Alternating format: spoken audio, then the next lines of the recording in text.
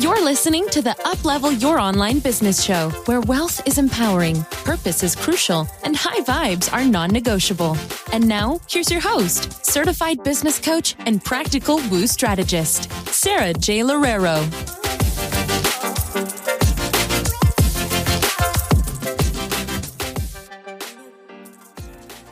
Welcome back to another episode of the Uplevel Your Online Business Show. It is me, Sarah, and I am continuing with a series of questions that my clients have asked me that I am going to address in the podcast, and hopefully it will help all of you as well. So today on the podcast, we're going to be talking about how to scale your business even when you are maxed out on time.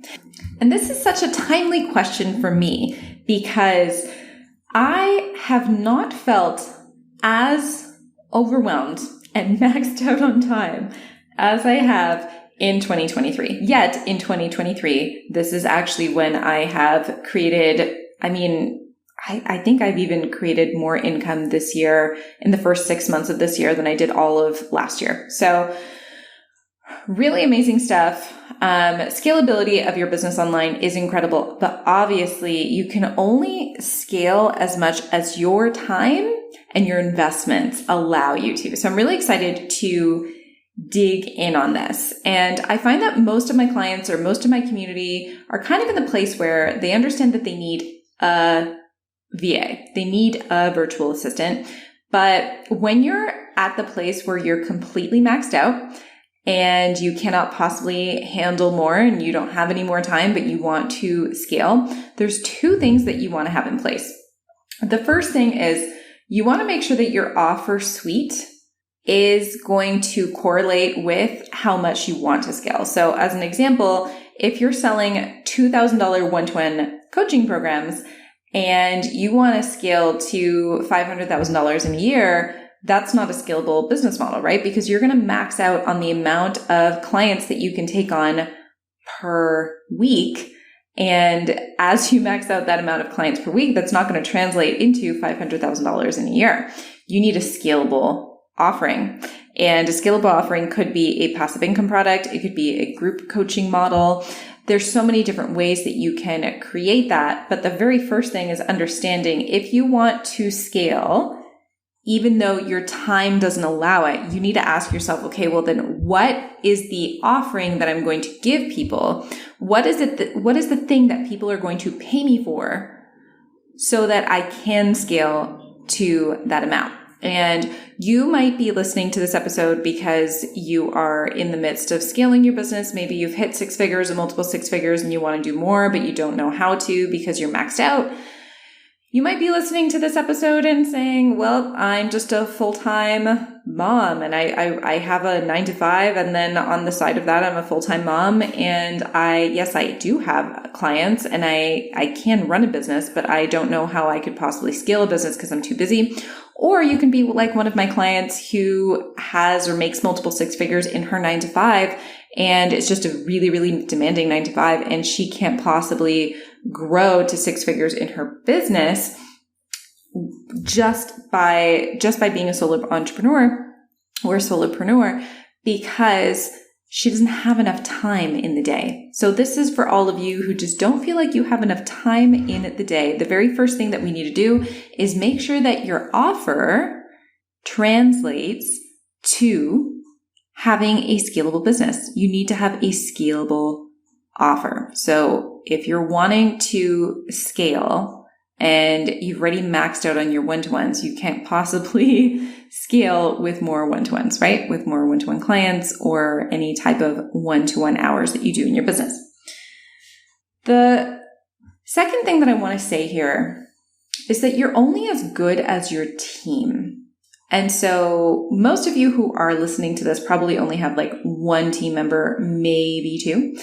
But when you are maxed out for your time and you want to scale and you want to grow and you want to create more of an income, you really need to start hiring more people to help you to do that. So what do I mean by this? Well, last year, so 2022, I had I think 1 or 2 team members. I think at that point, I already had 2 team members. So I had my person who was a little bit more low cost, and then I had my person who was a little bit higher skilled, a little bit higher cost. And I try to give most of the low cost work to the low cost person and most of the high cost work and the skilled work to the high cost person, right? I think a lot of people also don't understand that in terms of running a lean and profitable business.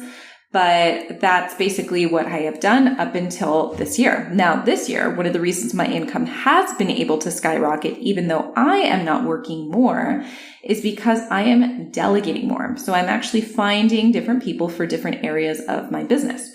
And I'm actually creating a training for my mastermind, for my advanced mastermind clients on this. So you guys get it for free right now, or you get a taste of it for free.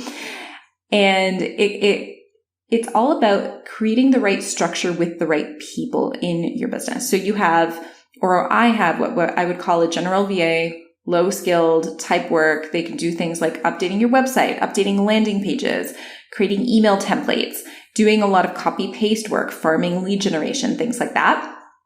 And then as you grow your business, you start to add on more people. And so the way that I've done this is I've had a community manager who helps me get back to comments and DMs.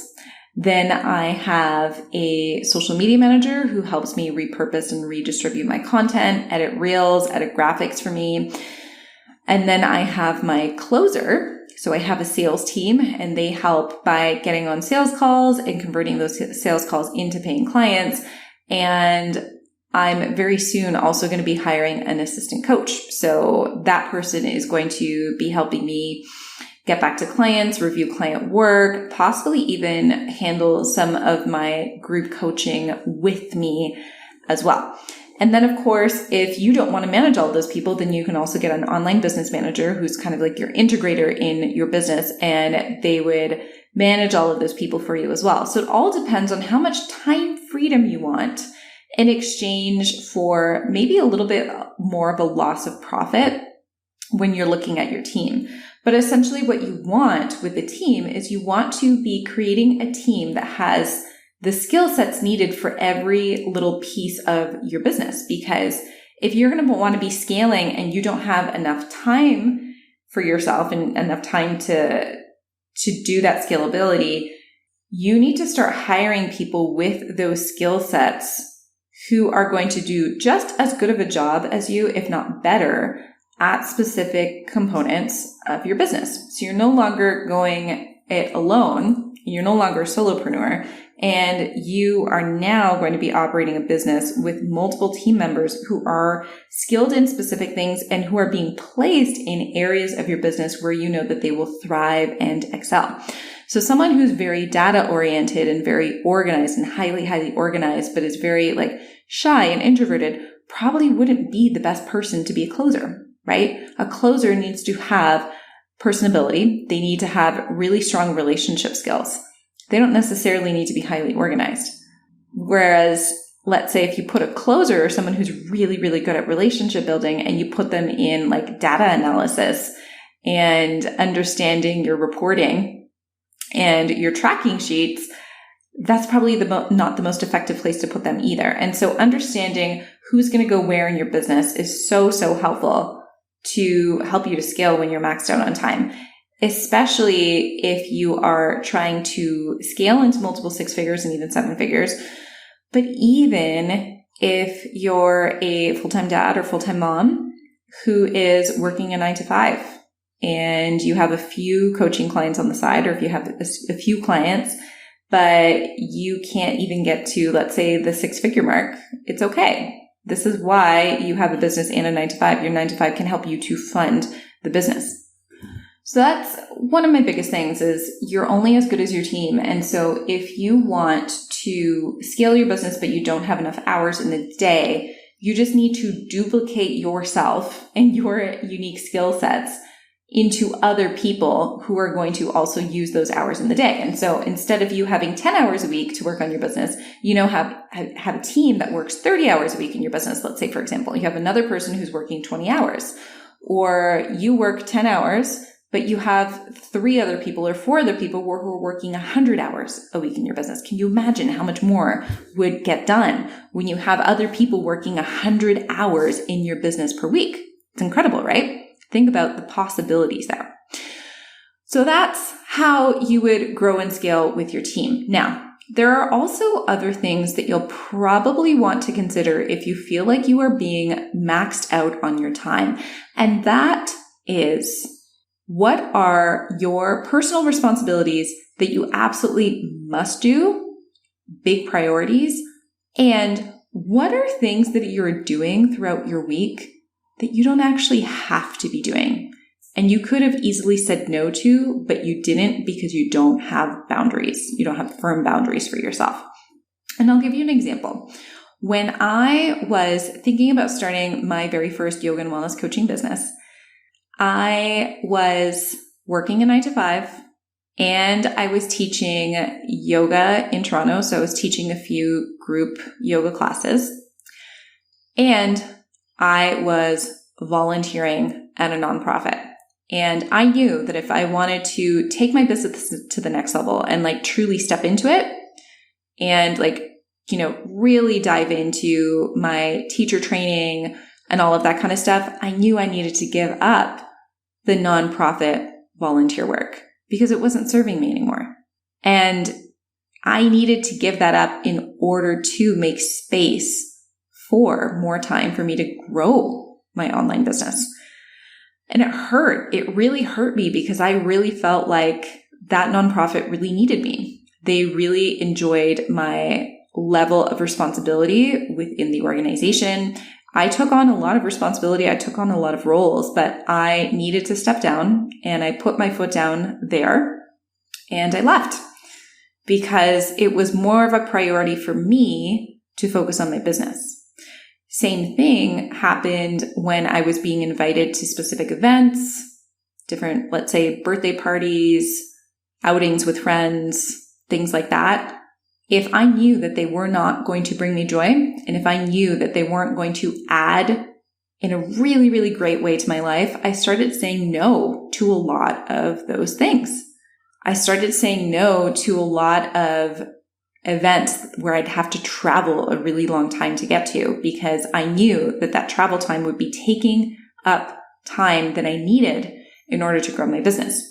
And so seeing where in your own personal life you're not saying no when you're saying yes, and you really need to be saying no in order to get more time on your hands is also really crucial. You know, how many times a day is your mom calling you, asking you to come over? How many times a day is your brother calling you, asking you for favors, or your friend calling you, asking, or venting about something? And it's not necessarily to say that you can't be there for your loved ones, but is your maxed out time because you are spending too much time doing things for other people and not enough time doing things for yourself? Where are you refusing to hire a cleaner, hire a babysitter, ask for help from family members?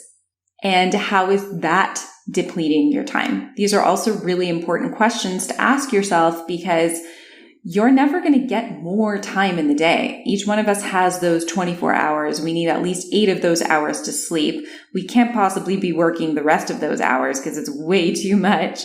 The average person, I would say, probably works about 5 to 6 productive hours a day. So how can you maximize that productivity for yourself? And have you been maximizing that productivity for yourself? Or have you been responsible for way too many things that you don't want to take priority over your business? That's another really important question to ask yourself because you're never going to have more time, especially if you don't prioritize the things that truly bring you joy and the things that you truly want to do. You're never going to have more time because there's always going to be other people who are trying to take up all of your attention.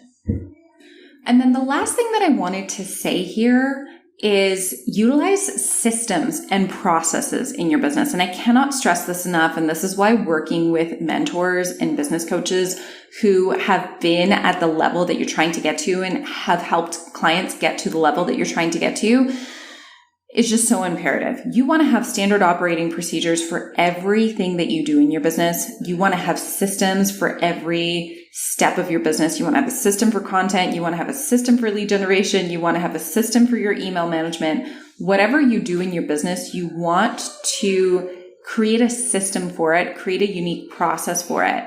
And that's going to save you so much time, and it's going to really standardize things for you as you scale, because then you're not going to have to make things up as you go. You know how to track performance for your team, all of that kind of stuff as well.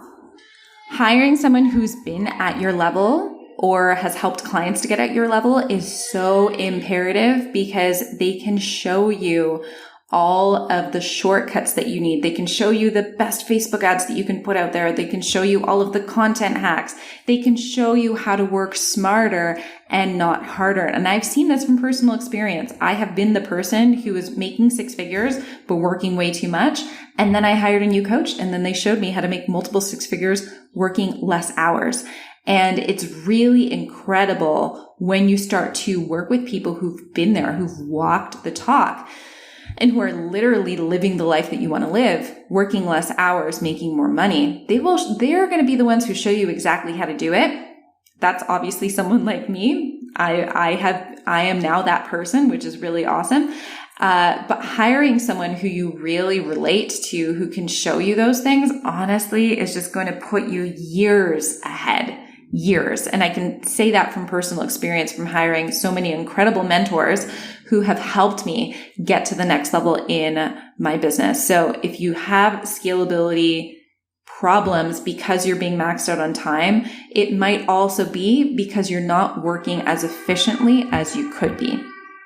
So these are ultimately the biggest ways that you can still scale your business while really feeling like you're being maxed out on time. 1, hire more within your business with unique skill sets. And 2, try to see where in your personal life your time is being eaten up that might not necessarily be something that you want to prioritize over your business and over your scalability. So I hope that you enjoyed this episode.